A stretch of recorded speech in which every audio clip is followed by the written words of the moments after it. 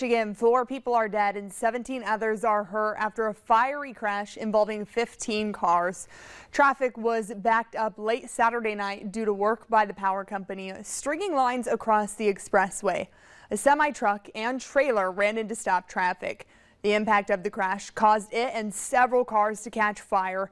This was on Interstate 96 in the Weberville area, about half-hour east of Lansing. The overpass is closed indefinitely while crews look at possible damage to the structural integrity of the support posts and roadway. At least 10 people have died after a series of volcanic eruptions in Indonesia. One eruption spewed thick brown ash as high as 6,000 feet. Hot ashes hit several villages, burning down homes. Crews are still searching for more bodies buried underneath the rubble. At least 10,000 people have been impacted by the eruption in 10 villages.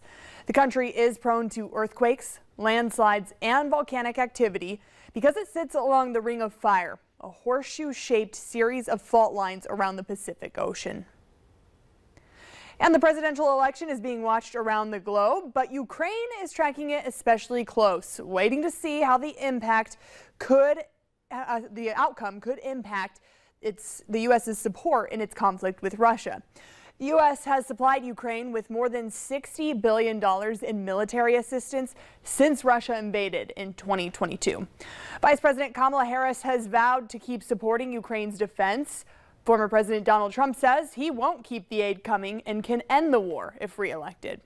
Russia now occupies about 20% of Ukraine. Stay with us, everyone. Russ will be back with one last check of your evening weather planner after the break.